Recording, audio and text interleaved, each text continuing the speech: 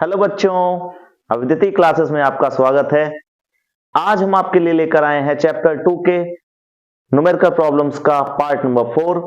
पिछले वीडियोस में हम डिस्कस कर चुके हैं 2020 तक के आए हुए सभी महत्वपूर्ण न्यूमेरिकल प्रॉब्लम को।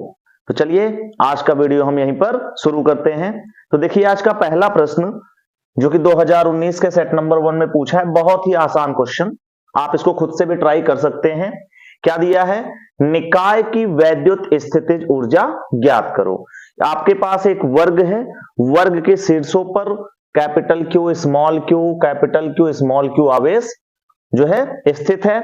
इस वर्ग की भुजा कितनी है? ए है। हमसे पूछा है निकाय की वैद्युत स्थितिज ऊर्जा। तो सभी को तो पहले से ही पता होगा कि जब भी किसी निकाय की हम वैद्युत स्थितिज ऊर्जा निकालने की बात करते हैं तो पहले हम आवेशों का युग्म बनाते हैं। क्या बनाते हैं? आवेशों का युग्म। तो आप पहले यहां ये देखो कि कितने संभव युग्म बन सकते हैं। तो एक तो आपका युग्म बन जाएगा ए बी का, दूसरा बन जाएगा बी सी का, तीसरा बन जाएगा सी डी का, चौथा बन जाएगा डी ए का, पांचवा किसका बनेगा? ए सी, और छठवां किसका बनेगा? B D. तो टोटल इतने युग्म बन जाएंगे। सभी युग्मों की हम अलग अलग स्थितिज ऊर्जाएं निकाल लेंगे और सबको फिर ऐड कर देंगे, जिससे हमें निकाय की वैद्युत स्थितिज ऊर्जा का पता चल जाएगा। चलिए शुरू करते हैं। तो यहां पर आपको पहले से बताना चाहूंगा कि दो आवेशों की स्थितिज ऊर्जा याद होना चाहिए फॉर्मूला सबको। बोलो याद है? U equal to 1/4 pi epsilon naught Q1 Q2 upon R। ये फॉर्मूला होता है किसी भी दो आवेश वाले निकाय की स्थितिज ऊर्जा। खास बात यहां यह होती है कि Q1 Q2 का जो मान है ना, यहां पर चिन्ह के साथ रखा जाता है क्योंकि ये अदिश राशियां हैं। इसको हम बहुत बार डिस्कस कर चुके हैं। तो चलो अगर यहां हम बात करें U निकाय, पूरे निकाय का अगर हम यहां निकालना चाहें तो ये किसके बराबर होना चाहिए? होना चाहिए U A B plus U B C plus U C D plus U D A plus U A C plus U B D. इतने ही संभावित युग्म बन सकते हैं। तो आइए हम यहां पर वैल्यू रखते हैं। यू निकाय इक्वल यू ए बी। अगर हम इस फॉर्मूले से प्रोसीड करें तो आप लोगों को पता है सब में 1/4 पाई एप्सिलॉन नॉट कॉमन होने वाला है कि नहीं? सब में 1/4 पाई एप्सिलॉन नॉट तो कॉमन होने वाला है। तो हम क्या करेंगे? हम यहां 1/4 पाई एप्सिलॉन नॉट कॉमन लिख लेंगे। ठीक, इसके बाद बताओ ए पर कौन बैठा है? ए पर बैठा है कैपिटल क्यू, बी पर स्मॉल क्यू, अपॉन बीच की दूरी क्या है? बीच की दूरी ए है क्योंकि ये एक वर्गाकार आकृति है तो सबकी भुजाओं की जो लंबाइयां हैं वो समान होंगी। ऐसे ही आप बताओ यूबीसी, यूबीसी में भी 1/4 पाई एप्सिलॉन नॉट था तो हमने पहले से कॉमन ले लिया है। बी पर है स्मॉल क्यू, सी पर है कैपिटल क्यू, अपॉन बीच की दूरी है ए, प्लस यू सी डी, सी पर है कैपिटल क्यू, डी पर है स्मॉल क्यू, अपॉन बीच की दूरी ए, प्लस डी ए, डी पर स्मॉल क्यू, ए पर कैपिटल क्यू, अपॉन बीच की दूरी ए। अब यहां ध्यान से हमें समझना ए सी, ए सी, ए पर कौन है? कैपिटल क्यू, सी पर भी कौन है? Capital Q. तो capital Q into capital Q क्या होगा? कैपिटल क्यू स्क्वायर, अपॉन अब यहां दूरी, यहां पर दूरी ए मत लिख देना। क्यों?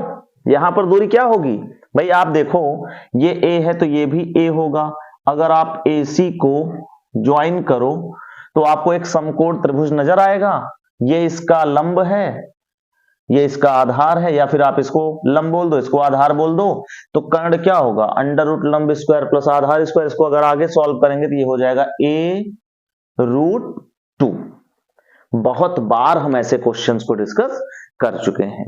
ठीक है, तो यहां पर जो दूरी आएगी वो क्या आएगी? A√2 plus B D, B पर स्मॉल क्यू, डी पर भी small Q small Q small Q मिलकर small Q square upon distance क्या होगा a√2। अब इसमें भी कॉमन ढूंढ लो, तो सब कहेंगे इसमें a भी कॉमन है, तो u निकाय बराबर क्या हो जाएगा 1/4πε0 इंटू a, और यहां क्या रहेगा कैपिटल Q स्मॉल q। अच्छा एक बात बताओ, capital Q into small Q हो चाहे small q into capital Q हो, बात तो एक ही है। और ध्यान से देखो तो ये सभी सिमिलर है, तो हम सब इनको अगर जोड़ेंगे तो क्या आ जाएगा 4QQ प्लस यहां क्या आ जाएगा कैपिटल Q स्क्वायर, और डिवाइड में a तो बाहर आ गया है कॉमन के रूप में, लेकिन √2 तो बचेगा, तो √2 plus small q square upon √2। तो ये है आपके निकाय की स्थितिज ऊर्जा। अगर हम a को मीटर में लें, आवेश को कूलाम में लें, तो इसका मात्रक क्या होगा जूल होगा। यही इसका आंसर है। उम्मीद है आपको क्वेश्चन का सॉल्यूशन समझ में आया होगा, ठीक है। और जितने लोग भी वीडियो पर नए हैं, जो चैनल पर नए हैं, वो अगर यूपी बोर्ड की तैयारी अच्छे से करना चाहते हैं, 2024 के एग्जाम में बहुत अच्छे मार्क्स लाना चाहते हैं, तो चैनल को जरूर सब्सक्राइब कर लें और वीडियो को शेयर भी करते रहें, ताकि दूसरे स्टूडेंट्स को भी जानकारियां मिलती रहें। ठीक, क्वेश्चन को नोट कर लो सब लोग।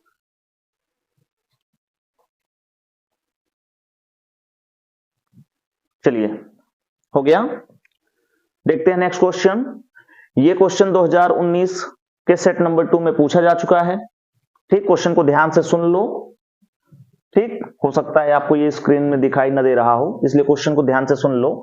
एक 5 सेंटीमीटर त्रिज्या वाले धातु के खोखले गोली सतह को इस प्रकार आवेशित किया जाता है कि इसके तल पर विभव 10 वोल्ट का होता है। केंद्र पर विभव क्या होगा। अब यहां ध्यान देने वाली बात है कि हमारा जो गोला है, धातु का गोला है, वो भी कैसा है, खोखला है। तो खोखला गोला चाहे धातु का हो चाहे अधातु का हो, उसके अंदर वैद्युत क्षेत्र क्या होता है, शून्य होता है। क्यों? क्योंकि भैया खोखले गोले को अगर आप आवेशित करेंगे तो सारे आवेश उसके पृष्ठ पर आ जाएंगे। कहां आ जाएंगे, उसके पृष्ठ पर। तो अंदर चूंकि कोई आवेश नहीं है तो कोई फ्लक्स नहीं है, और गॉस के प्रमेय से आप देखेंगे तो अंदर का वैद्युत क्षेत्र क्या हो जाएगा, शून्य हो जाएगा। इसका मतलब हम ये बोल सकते हैं, देखो ध्यान से, हम ये बोल सकते हैं कि धातु के खोखले गोले के अंदर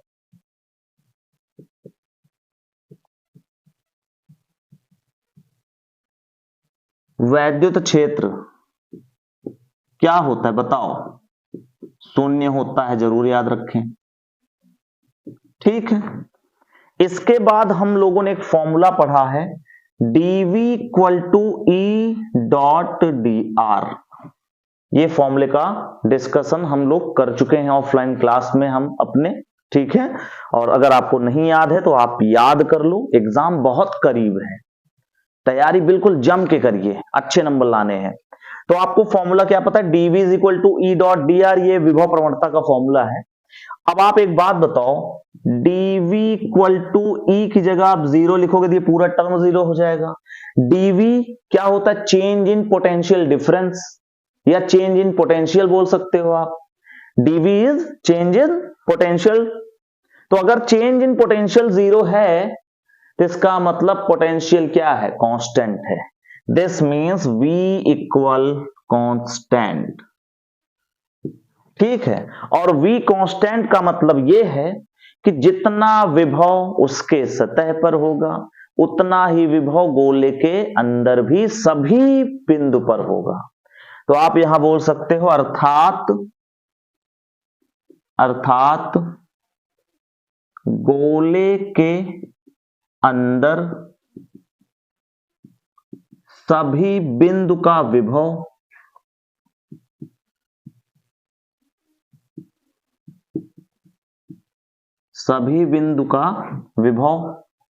समान होगा। पहली बात तो ये कि इक्वल होगा, तथा दूसरी बात क्या है, सतह पर उपस्थित विभव के बराबर होगा, सतह पर उपस्थित विभव के बराबर होगा। अब आप लोग प्रश्न में खुद ही देख लो कि आपको क्या दिया है। सतह का विभव, सतह का विभव दिया है 10 वोल्ट, यानी गोले के केंद्र पर पूछ रहा है ना। हाँ, तो इसका मतलब केंद्र पर विभव क्या होगा, जितना पृष्ठ पर होगा। बोलो, इसको V at C बोल दें। VC means V at C means केंद्र पर विभव कितना होगा भैया, 10 वोल्ट ही होगा। कोई डाउट तो नहीं है? बोलो, अगर कहीं कोई समस्या लगे तो आप कमेंट बॉक्स में जरूर कमेंट कर सकते हैं। तो जल्दी से पॉज करें और नोट कर लें, इसको नोट करें सभी। चलिए नेक्स्ट क्वेश्चन। एक परिवर्ती संधारित्र को 200 वोल्ट की बैटरी से जोड़ा गया है। यदि संधारित्र की धारिता 10 माइक्रोफैरड से बदलकर 2 माइक्रोफैरड कर दी जाए तो ऊर्जा में परिवर्तन ज्ञात कीजिए। यह प्रश्न आपका 2019 के सेट नंबर 2 में पूछा हुआ था। तो देखो क्या दिया है, आपके पास एक संधारित्र है जिसका वोल्टेज कितना दिया है, बोलो 200 वोल्ट, ठीक। और संधारित्र की जो पहले कंडीशन में जो धारिता है, पहली स्थिति में जो धारिता है उसको हम C1 बोल दिए, और वो कितना है 10 माइक्रोफैरड। सभी को पता है माइक्रो का मतलब होता है 10 की घात -6, तो यहां हो गया 10 × 10 - 6, ये C1 हो गया। फिर जो दूसरी धारिता है C2, वो कितना है, तो वो है 2 माइक्रोफैरड। माइक्रो मतलब 10 की घात -6। क्या पूछा भैया, ऊर्जा में परिवर्तन। तो एक काम करो, तुम पहले केस की ऊर्जा U1 निकाल लो। तो U1 बराबर होता 1/2 C1V²। क्यों, यही तो होगा 1/2 C1V²। और दूसरे केस में U2 बराबर क्या होगा, 1/2 C2V²। अब यहां देखो, दोनों केस में वोल्टेज सेम है, क्योंकि वोल्टेज में किसी प्रकार का कोई भी परिवर्तन यहां करने की बात नहीं हुई है, केवल धारिता को बदला गया है। तो इसलिए हमने यहां पर दोनों स्थितियों का जो विभवांतर है उसको हमने V मान लिया है। तो यहां से फॉर्मूला सभी को पता था। स्थितिज ऊर्जा के कितने फॉर्मूले होते हैं, 3 होते हैं। U = 1/2 QV, 1/2 Q²/C और 1/2 CV²। तो हमने यहां पर कौन सा लगाया, 1/2 CV²। अब करना क्या है, परिवर्तन निकालना है। तो डेल्टा U = U2 - U1 बोल सकते हो, U1 - U2 बोल सकते हो, डिपेंडिंग ऑन कौन सी क्वांटिटी बड़ी है।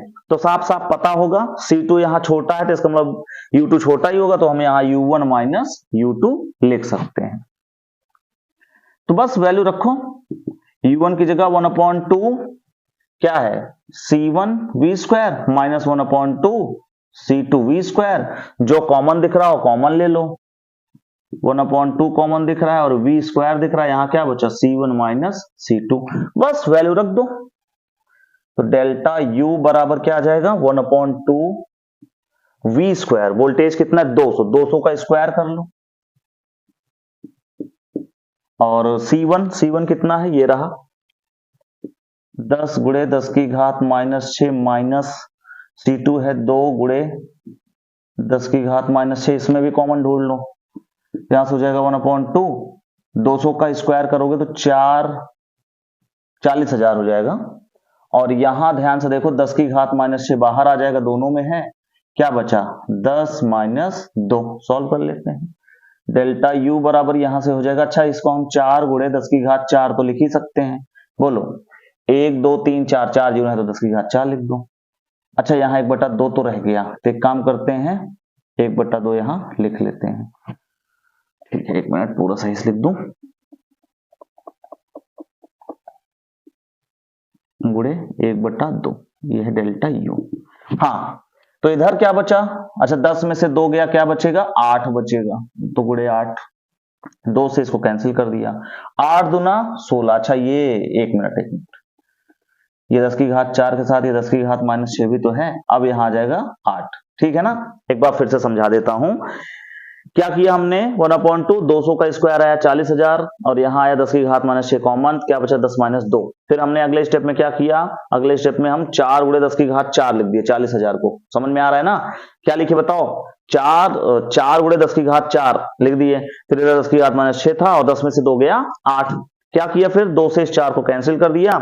अगले स्टेप में देखो क्या करेंगे, 8 दूना 16, डेल्टा यू बराबर हो जाएगा 16 × 10 की घात। अब ध्यान से देखो, ये 4 प्लस में है, 6 माइनस में है, तो प्लस माइनस माइनस हो जाएगा। बड़ा कौन है, माइनस वाला बड़ा है, तो साइन माइनस का हो जाएगा। 6 - 4 2 हो गया। आप इतने पर आंसर लिखकर छोड़ सकते हो, या फिर आप इसको ऐसे लिख सकते हो 16/10 की घात 2। बोलो, लिख सकते हो ना भाई, ऊपर माइनस था, नीचे ले आएंगे तो प्लस हो जाएगा। 10 की घात 2 का मतलब 100 होता है। 16 में 100 से भाग करोगे तो क्या आएगा 0.16 और यूनिट क्या होगा, जूल। तो संधारित्र में जो ऊर्जा संचित थी उसमें कितने का परिवर्तन आया, उसमें परिवर्तन आया 0.16 जूल का। नोट करें क्वेश्चन, बहुत आसान क्वेश्चन था।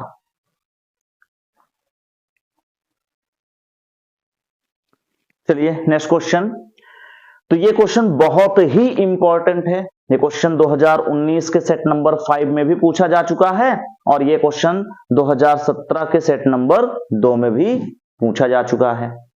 बहुत ही अच्छा क्वेश्चन है, बहुत ही शानदार क्वेश्चन है, बहुत ही अच्छे से इसको समझने का प्रयास भी करिए।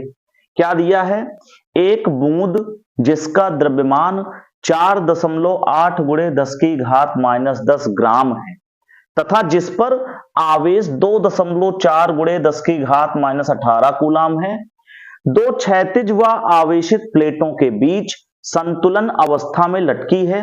प्लेटों के बीच की दूरी 1.0 सेंटीमीटर है। प्लेटों के बीच विभवांतर ज्ञात कीजिए। तो देखो, इस टाइप का क्वेश्चन हम पहले करवा चुके हैं, बट उसमें विभवांतर नहीं निकाले थे, उसमें हमने वैद्युत क्षेत्र निकाला था। याद है ना, वैद्युत क्षेत्र हमने सॉल्व किया हुआ है। तो कॉन्सेप्ट तो बिल्कुल वैसा ही लगने वाला है। आओ देखते हैं है क्या यहां। तो मान लेते हैं हमारे पास दो क्षैतिज जैसे प्लेट है, आवेशित प्लेट है, ऑब्वियस सी बात है। तो हमने यहां पर मान लिया प्लस आवेश, ठीक है, हमें नहीं पता इस पर कितना आवेश है, प्लस आवेश है, ठीक है, और इस पर है माइनस आवेश, सभी को पता है। अच्छा, यहां पर अगर मैं वैद्युत क्षेत्र की बात करूं तो वैद्युत क्षेत्र प्लस से निकलेगी माइनस में जाएगी, नहीं, हमें इसको थोड़ा सा उल्टा मानना पड़ेगा, क्योंकि वो देखो थोड़ा सा क्वेश्चन के अकॉर्डिंग समझने का प्रयास करना। क्वेश्चन में क्या बोल रहा है, क्वेश्चन में तो बोल रहा है कि संतुलन अवस्था में लटकी है ना, तो संतुलन अवस्था में तभी लटकेगी जब बल ऊपर की ओर कार्य करे। भाई देखो, ग्रेविटी वाला फोर्स यहां मान लो ये बूंद है, बूंद पर इसके भार के बराबर जो है बल नीचे की तरफ कार्य करेगा। अब चूंकि ये संतुलन अवस्था में है तो इस पर ऊपर की तरफ कोई ना कोई बल लगना चाहिए जो mg को बैलेंस करे। यही तो होना चाहिए, है ना, यही तो होना चाहिए। हाँ, तो यहां पर अगर बल ऊपर की ओर लग रहा है तो जाहिर सी बात है कि वैद्युत क्षेत्र की डायरेक्शन भी कहां है, ऊपर की तरफ है ना, ऊपर की तरफ। तो ये तभी पॉसिबल है जब इस पर माइनस चार्ज हो और इस पर हो प्लस चार्ज, इस प्लेट पर। थोड़ा सा कॉमन सेंस लगाना पड़ेगा हमें, क्वेश्चन में ऐसी कोई बात दी नहीं है। अगर आप एग्जाम में फिगर नहीं भी बनाएंगे तो दिक्कत नहीं, बस आपको कॉन्सेप्ट समझ में आना चाहिए। तो यहां पर एक आवेशित बूंद है जिस पर दो बल लग रहे हैं, एक उसका भार नीचे लग रहा है, एक उस पर बल ऊपर लग रहा है, ठीक है, कोई दिक्कत तो होनी नहीं चाहिए, ठीक। और चल, सभी को पता है कितना बल लगेगा, तो Q × E के बराबर लगेगा। कोई भी अगर आवेश Q किसी वैद्युत क्षेत्र E में रखा जाए तो उस पर एक वैद्युत बल कार्य करता है जिसका आंसर कितना आता है, Q × E। ये हम चैप्टर 1 में पढ़ चुके हैं। तो देखो हमें क्या क्या दिया है इस प्रश्न में, पहले उसको नोट कर लेते हैं, उसको नोटिफाई कर लें क्या क्या हमें दिया है। तो हमें यहां पर द्रव्यमान m दिया है, बूंद का कितना है 4.8 × 10 की घात -10, और ध्यान से देखो तो यूनिट किस में है, ग्राम में है। सभी को पता है कि ग्राम से किलोग्राम में अगर जाना है तो हम यहां 10 की घात -3 लिखेंगे, तब ये किलोग्राम में बदल जाएगा। अच्छा, एक बात बताओ, यहां से -10 -3 मिलकर -13, तो 4.8 गुणे 10 की घात माइनस 13 किलोग्राम, ये दिया है। और कुछ दिया है, हाँ आवेश दिया, देखो आवेश, आवेश Q बराबर कितना दिया है, 2.4 गुणे 10 की घात माइनस 18 कूलाम। ठीक है, क्या और क्या दिया, दोनों प्लेटों के बीच की दूरी हमने इसको क्या मान लिया, डी मान लिया। डी मान लो, स्मॉल आर मान लो, कुछ भी मान लो, तो मान लिया दूरी डी कितना है 1.0। ध्यान से समझना, सेंटीमीटर में है, किसमें है, सेंटीमीटर में। सेंटीमीटर का मतलब क्या होता है, 10 की घात माइनस 2 मीटर, तो यहां हो जाएगा 10 की घात माइनस 2 मीटर। ठीक है, दिखाई दे रहा है कि नहीं, एक मिनट में चेक कर लूं, जी हाँ नजर आ रहा है। हाँ, तो आपको यहां कॉन्सेप्ट कौन सा लगाना है, देखो सबसे पहले तो आपको बोलना है कि बूंद कैसी अवस्था में, संतुलन की, तो आप यहां लिखेंगे संतुलन की अवस्था में, संतुलन की अवस्था में। बोलो क्या होना चाहिए, जो ऊपर बल लग रहा है वो इसके भार के बराबर हो। ऊपर बल कितना लगेगा, सबको पता है कि अगर इस पर आवेश है और यहां कोई वैद्युत क्षेत्र है तो उस पर बल लगेगा Q इंटू ई। तो Q इंटू ई किसके बराबर होगा, mg के। बोलो यहां तक कोई समस्या तो नहीं है, बोलो सबको समझ में आ गया ना। F इक्वल टू क्या होगा, QE इक्वल टू mg। ये F यहां QE कैसे हुआ, सबको समझ में आ रहा है ना। जब भी किसी आवेश को हम वैद्युत क्षेत्र में रखते हैं तो उस पर एक वैद्युत बल लगता है जिसकी वैल्यू होती है Q इंटू ई, और भार तो हमें mg पता ही है। ये दोनों बराबर होने चाहिए। एक बात बताना सब लोग, क्या आप लोगों ने विभव प्रवणता पढ़ा है, बोलो। अभी अभी इसके पहले वाले क्वेश्चन में डिस्कस किए थे, dv is equal to E dot D R. वहां से ध्यान से देखो तो E इज इक्वल टू क्या लिख सकते हो, तो वहां से लिख सकते हो delta V upon delta R या फिर dv अपॉन डी आर। ठीक है ना, तो आप यहां पर विभव प्रवणता का कॉन्सेप्ट लगा सकते हो। विभव प्रवणता से क्या होगा, चीजों को समझो। तो विभव प्रवणता होती है E बराबर लिख सकते हैं हम V अपॉन डी। यही फॉर्मूला याद हो तो समांतर प्लेट संधारित्र के निगमन करते समय भी हम अप्लाई करते हैं। तो यहां से E की जगह हम क्या लिख सकते हैं, बोलो। E की जगह हम लिख सकते हैं, Q तो रहेगा ही, E की जगह आ जाएगा V upon D equal to mg। जरा यहां से V की वैल्यू बताओ क्या होगी, V बराबर, तो ध्यान से देखो mg, ये d मल्टीप्लाई में चला जाएगा और Q आ जाएगा डिवाइड में। यहां से हम V की वैल्यू निकाल सकते हैं। अब क्या करना है, बस केवल वैल्यू पुट कर देनी है। m की जगह आप लिखेंगे 4.8 गुणे 10 की घात माइनस 13। ठीक है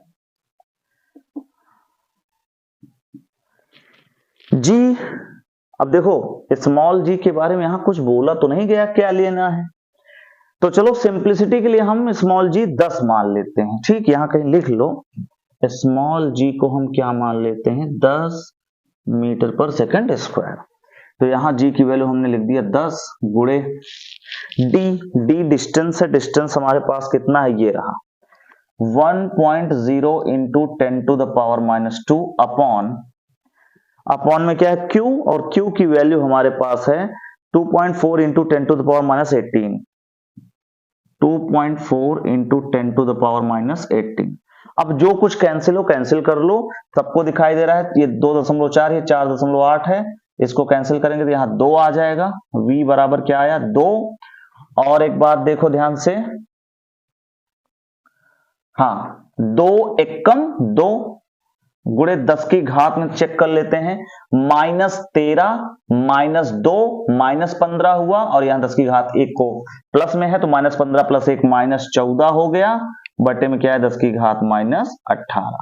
ये -18 ऊपर जाके +18 हो सकता है, तो यहां से आप लिख सकते हो 2 गुणे 10 की घात -14, और ये ऊपर जाके +18, 18 में से 14 निकालोगे 4 बचेगा, यानी v बराबर 2 गुणे 10 की घात 4, और यही है आंसर। यही है विभवांतर। प्लेटों के बीच का विभवांतर कितना है, 2 गुणे 10 की घात 4 वोल्ट, या फिर आप इसी को लिख सकते हो 20,000 वोल्ट। नोट कर लें सभी लोग, यही आंसर है आपका। बोलो क्वेश्चन समझ में आ गया, बोलो। अगर कोई डाउट रहे तो कमेंट बॉक्स में कमेंट निश्चित रूप से कीजिएगा। ठीक, नोट करें।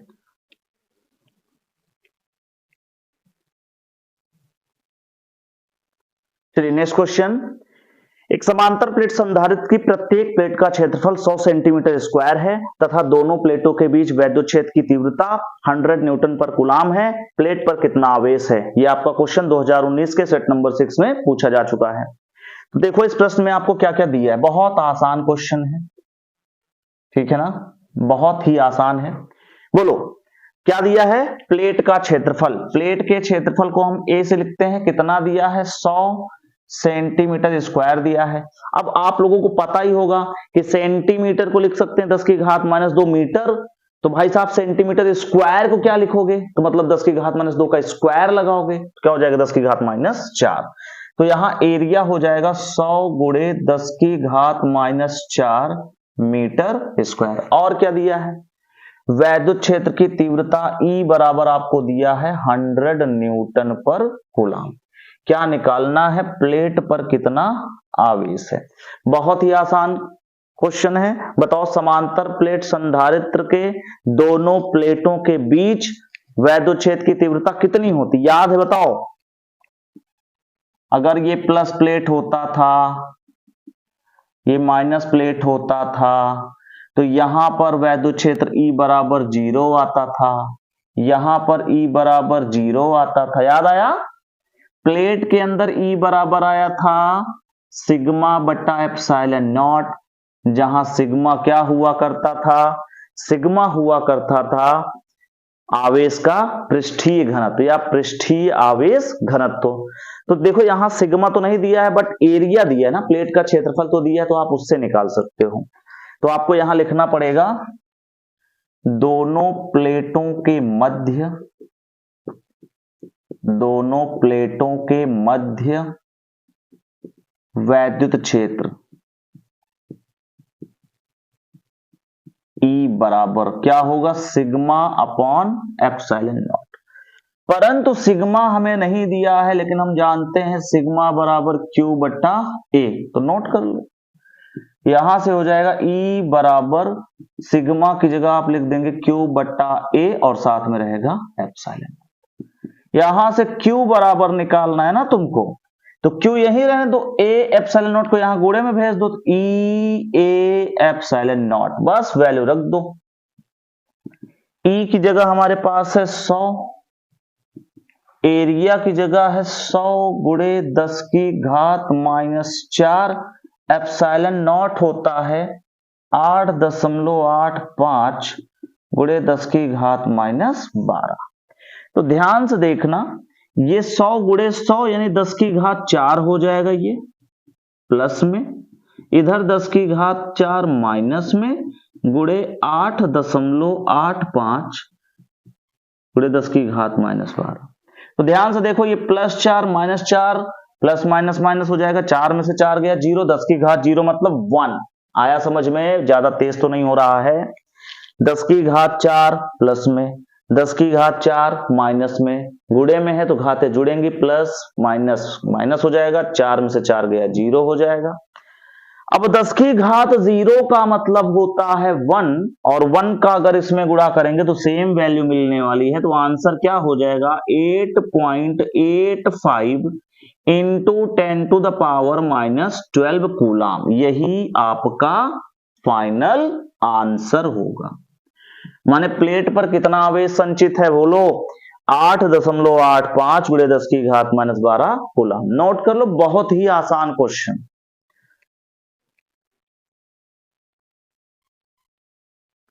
चलिए, तो एक बहुत ही शानदार प्रश्न, ये प्रश्न 2019 के सेट नंबर 7 में पूछा जा चुका है। क्वेश्चन में क्या है? कह रहे हैं दो नियत विभव तक आवेशित समान गोलों को वायु में r दूरी पर रखने पर उनके बीच F बल लगता है। उक्त गोलों के बीच लगने वाले बल की गणना कीजिए यदि उन्हें K परावैद्युतांक वाले माध्यम में r दूरी पर रखा जाए। तो देखो साफ साफ कुछ वर्ड्स की बहुत ही ज्यादा इंपॉर्टेंस है यहां पर। जैसे नियत विभव, कुछ समझ में आ रहा है? नियत विभव का मतलब पूरे क्वेश्चन के दौरान विभव क्या है? नियत है। इस बात को फिट कर लो दिमाग में। क्या दिया है? नियत विभव। ठीक है। आवेशित समान गोलों, यहां पर ये वर्ड भी बहुत इंपॉर्टेंट। समान गोलों का मतलब गोला समान पदार्थ का है, समान आकार का है, जिसकी वजह से इसकी धारिता भी क्या हो जाएगी? समान हो जाएगी। ठीक। अच्छा, को वायु में r दूरी पर रखे। पहले वायु में रखें तो मान लेते हैं हमारे पास ये एक गोला है और ये एक दूसरा गोला है, दोनों सेम है और इनके बीच की दूरी क्या है? r है। ठीक। मान लेते दोनों की त्रिज्याएं वगैरह सब सेम है, सब पदार्थ भी सेम है, तो दोनों की धारिताएं C और C, दोनों की धारिताएं, और दोनों के विभव भी क्या है? V और V। तो इस बात को मैं यहां लिख लेता हूं, माना दोनों गोलों की धारिताएं C है।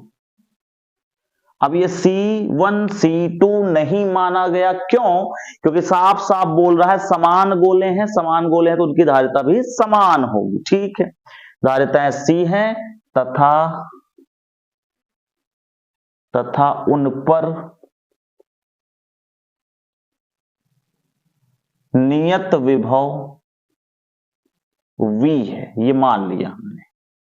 अगर ऐसी बात है, देखो दोनों के विभव बराबर है, दोनों की धारिताएं बराबर हैं, तो दोनों पर आवेश भी क्या होगा? बराबर होगा। कैसे? क्योंकि Q बराबर होता है C इंटू V। तो यहां होगा अतः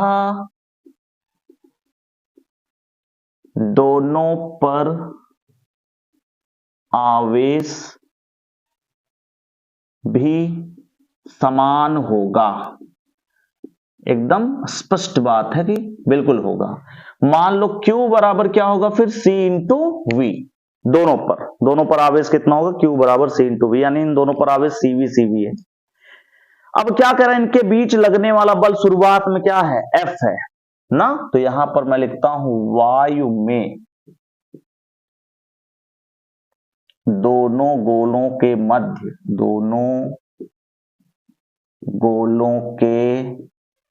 मध्य बल F बराबर, फॉर्मूला वही है कुलाम वाला 1/4 pi epsilon naught Q1 Q2 upon R square. यहां हो जाएगा 1/4 पाई एप्सिलॉन नॉट, Q1 भी Q है यानी C इंटू V, और Q2 भी Q है C इंटू V, अपॉन बीच की दूरी R का स्क्वायर। तो यहां से हम लिख सकते हैं F बराबर 1/4 पाई एप्सिलॉन नॉट CV का होल स्क्वायर बटे R square. Equation number first हम इसको ऐसा मान सकते हैं। फिर क्या कह रहा है? फिर कह रहे हैं उक्त गोलों के बीच लगने वाले बल की गणना कीजिए जब उन्हें हम K परावैद्युतांक वाले माध्यम में स्मॉल r दूरी पर रखते, मतलब दूरी नहीं बदलनी है, केवल माध्यम बदल जाएगा। वायु की जगह यहां इस बार क्या हो जाएगा? K हो जाएगा। इस बार यहां कोई ना कोई माध्यम आ गया जिसको हमने K बोल दिया। ठीक। कुछ भी नहीं बदला। देखो विभव को नियत बनाए रखना है। क्वेश्चन में पहले ही बोल दिया था नियत विभव, मतलब कुछ भी कर लो, माध्यम बदल लो, कुछ भी कर लो, लेकिन विभव नियत है, नहीं बदलेगा। अब आपको तो पता है कि अगर किसी चालक का माध्यम बदल जाए तो उसकी धारिता भी बदल जाती है। याद है फॉर्मूला? बोलो। C बराबर क्या होता है? चालक की धारिता का फॉर्मूला देख लो। चालक की धारिता, अरे गोलीय चालक की धारिता का फॉर्मूला याद है सबको? C बराबर होता है 4 पाई एप्सिलॉन नॉट इंटू A। याद आ गया ना? बोलो। गोलीय चालक की धारिता C बराबर 4 पाई एप्सिलॉन नॉट A, पढ़ चुके हैं सब लोग। यहां खासियत क्या है इस फॉर्मूले में?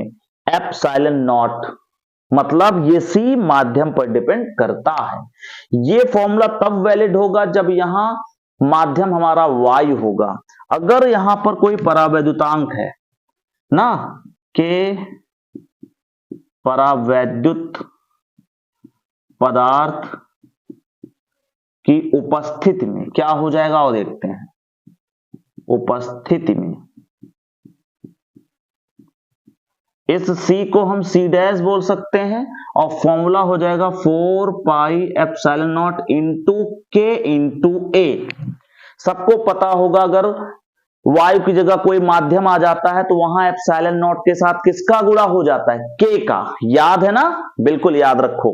तो एप्सिलॉन नॉट के साथ हमने K का गुणा कर दिया। ध्यान से देखो तो C डैश किसके बराबर है भाई? ध्यान से देखो 4 पाई एप्सिलॉन नॉट A तो C है ना, तो क्या आ जाएगा? KC। कुल मिला के संधारित्र की धारिता या फिर गोली चालक की धारिता K गुना बढ़ जाएगी। ठीक है। अच्छा, इसके बाद हम बताते हैं इनके बीच अब लगने वाला बल। तो यहां मैं लिखूंगा, इधर यहां मैं लिखूंगा K परावैद्युत या K परावैद्युतांक वाले माध्यम में लगने वाला बल। बहुत ही ध्यान से, बहुत ध्यान समझिए। तो हम इसको FM बोल दें। क्या बोल दें? FM। FM बराबर, सबको फॉर्मूला याद है, 1/4 पाई एप्सिलॉन नॉट। अब जैसे ही माध्यम आता है एप्सिलॉन नॉट के साथ किसका गुणा हो जाता है? K का। अच्छा, एक बात बताओ, क्या वोल्टेज बदला है पूरे क्वेश्चन के दौरान? नहीं। तो इसका मतलब केवल आवेश बदला होगा ना। इस बार वोल्टेज कांस्टेंट है तो आवेश बदला होगा, और आवेश मान लो बदल करके क्या हुआ होगा? देखो, पहले आवेश CV था, पहले आवेश क्या था? CV। अब क्या होगा? C dash V। समझ गए? तो आवेश की जगह क्या आ जाएगा? C dash V। Q1 और Q2 भी क्या है? C dash V। और अपॉन अभी भी दूरी क्या है? R square. तो यहां से FM बराबर लिख सकते हो 1/4 pi epsilon not K। C dash की जगह क्या लिख सकते हो? ध्यान से बताओ। C डैश की जगह आप लिख सकते हो KC। तो यहां हो जाएगा KC V, और यहां भी हो जाएगा C डैश की जगह KC और साथ में आ जाएगा V अपॉन में R स्क्वायर। जरा इसको और सॉल्व करते हैं। अच्छा, K से K कैंसिल हो जाएगा, क्या बचा? FM बराबर, यहां से देखो तो ये हो जाएगा 1/4 pi epsilon naught CV into CV, तो हो जाएगा CV का स्क्वायर बटे में R स्क्वायर, और एक के यहां रह गया है, उस के को हम यहां लिख सकते हैं। यहां बोलो, लिख सकते हो ना? अब ध्यान से बताना, 1/4 पाई एप्सिलॉन नॉट, यहां भी इक्वेशन 1 को देखो, 1/4 पाई एप्सिलॉन नॉट CV का होल स्क्वायर, CV का whole square, R square, R square, क्या नया टर्म है? K। तो आप यहां यूज कर सकते हो समीकरण 1, और वहां लिख सकते हो FM बराबर K बाहर लिख लो, और जो बचा हुआ है उसको अलग से लिख दो, 1/4 pi epsilon naught CV square upon R square, और आपको पता है कि इसी को बोलते हैं F। यही तो F था, KF। ये आपका आंसर है। मतलब जब उक्त गोलों को हमने K परावैद्युतांक वाले माध्यम में रखा और विभव नियत रखा, तो लगने वाला बल इस बार K टाइम्स कम नहीं हुआ है, K गुना बढ़ गया है। आमतौर पर जब दो आवेश को, ध्यान से सुनना, जब दो बिंदु आवेश को किसी माध्यम में रखते हैं तो बल K गुना कम हो जाता है, लेकिन यहां पर चूंकि विभव नियत था इसलिए आवेश बदला होगा, जिसकी वजह से K गुना हो गया बल। बहुत अच्छा क्वेश्चन है, इसको बहुत अच्छे से तैयार कीजिएगा। 2019 सेट नंबर 7 में पूछा गया था, इसके रिपीट होने के चांसेस रहेंगे। ऐसे क्वेश्चंस के बहुत ज्यादा चांसेस होते हैं बोर्ड एग्जाम में। तो नोट कर लो, पॉज करो और नोट कर लो, ठीक है?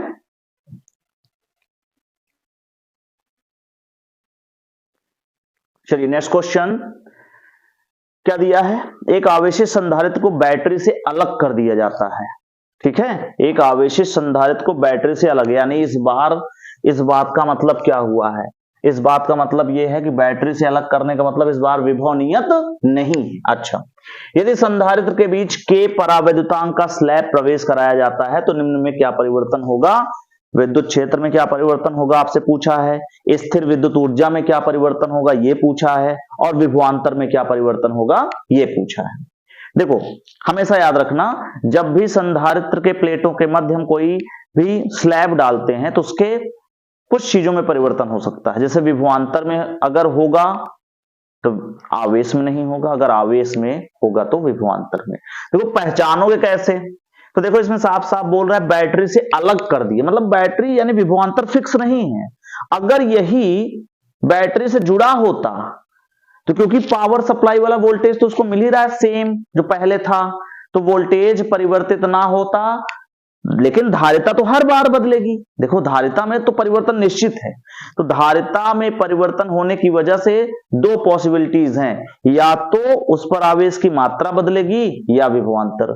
इस केस में साफ साफ बोल रखा है कि आवेशित संधारित्र को बैटरी से अलग कर दिए। बैटरी जब है ही नहीं तो विभवांतर फिक्स रह ही नहीं सकता। तो जो एक बार संधारित्र आवेशित हो चुका है, जितना चार्ज स्टोर कर चुका है उतना ही चार्ज उस पर पड़ा रहेगा, तो यहां पर आवेश कांस्टेंट रहेगा, विभवांतर बदल जाएगा। अच्छा ठीक है, तो सबसे पहले तो हम मान लेंगे, माना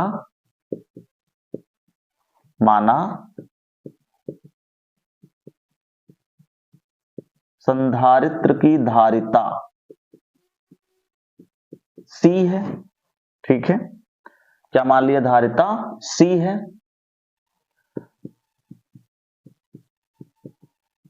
विभवांतर V, ठीक है, आवेश की मात्रा Q तथा प्लेटों के बीच वैद्युत क्षेत्र E है। ये हमने शुरुआत वाली सारी कंडीशन मान ली। मान लो हमारे पास एक संधारित्र है जिसकी धारिता C है, विभवांतर V है, आवेश की मात्रा Q और प्लेट के बीच वैद्युत क्षेत्र E है, ये हमने मान लिया।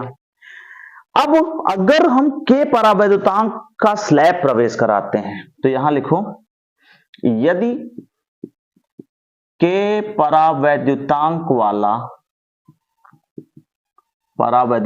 वाला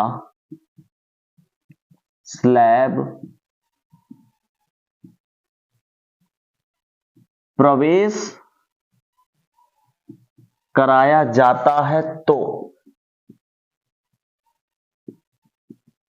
क्योंकि बैटरी से अलग हो गया तो विभवांतर तो नियत नहीं रहेगा, तो क्या क्या बदलेगा, तो धारिता क्या हो जाएगी, धारिता C डैश मान लेते हैं, तो ये हो जाएगी KC के बराबर। धारिता K टाइम्स बढ़ जाएगी, जिसको नहीं याद है उनको बताना चाहूंगा, समांतर प्लेट संधारित्र की धारिता का फॉर्मूला होता है A epsilon not upon D, और अगर K परावैद्युतांक भी हो तो यहां K से गुणा हो जाएगा, मतलब K times, K direct proportion में तो K गुना बढ़ जाएगी, धारिता K गुना बढ़ गई, ये हो जाएगी, ठीक है।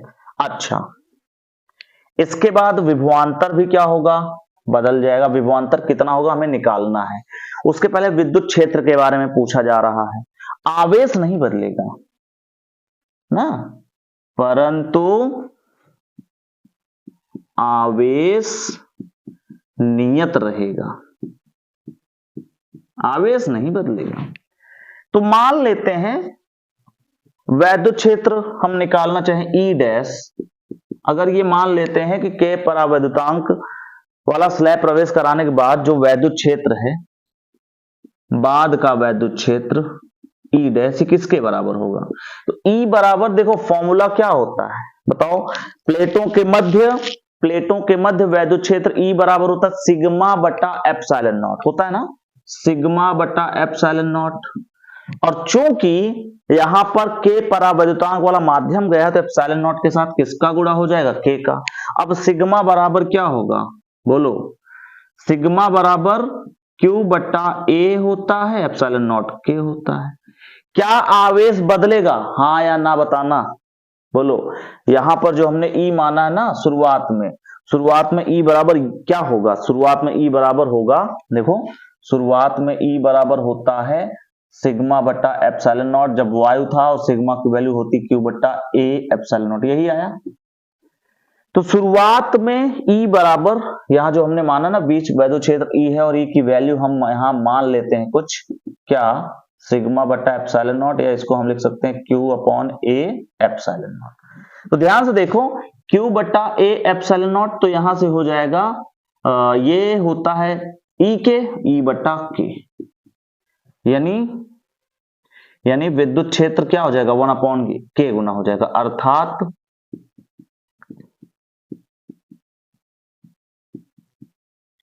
वैद्युत क्षेत्र 1 अपॉन K गुना हो जाएगा। ठीक है, ये हो गई वैद्युत क्षेत्र वाली कहानी। दूसरा वैद्युत ऊर्जा, सेकंड ना। तो मान लो पहली वैद्युत ऊर्जा क्या थी, बोलो, मान लो माना प्रारंभिक ऊर्जा U बराबर थी 1/2, क्या लिखा जाए, C, चलो Q स्क्वायर अपॉन C मान लेते हैं ना, और K परावैद्युतांक का स्लैब प्रवेश कराने के बाद,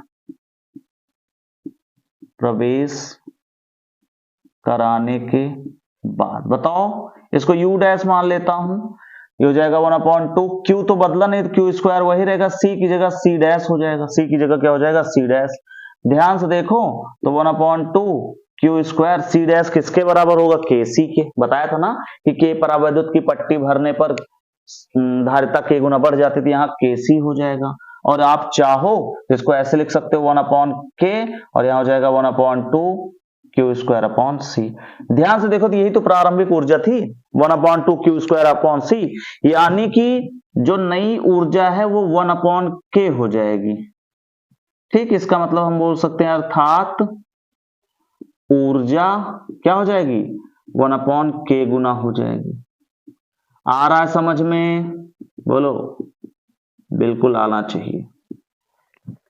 इसके बाद तीसरा कहां सॉल्व करें, विभवांतर पूछ रहा है, देखिए कहीं दिखाई देगा आपको, कहां सॉल्व करें बोलो,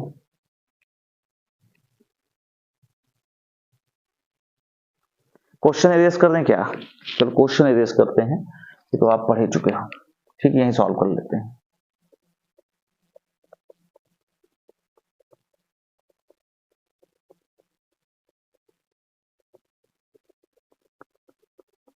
देखो, तो यहां लिखते हैं, देखो ये तीसरा क्वेश्चन, विभवांतर। तो विभवांतर हमने मान लिया क्या था, V था। अब K परावैद्युतांक भरने के बाद, तो देखो फॉर्मूला क्या होता है, फॉर्मूला होता है V बराबर Q बटा C। शुरू में यहां K परावैद्युतांक का स्लैब रखने पर विभवांतर क्या होगा, रखने पर विभवांतर मान लेते हैं V डैश है, तो क्या हो जाएगा, Q बट्टा इस बार C डैश हो जाएगा। देखो Q तो नहीं बदलेगा, क्या बदलेगा, C डैश, नई धारिता आ जाएगी, तो V डैश बराबर Q बटे C डैश की जगह KC, और आप चाहो तो लिख सकते हो 1/K Q बटा C। और ध्यान से देखो Q बटा C क्या है, Q बटा C ही तो V है, इसका मतलब नया विभवांतर 1/K गुना हो जाएगा,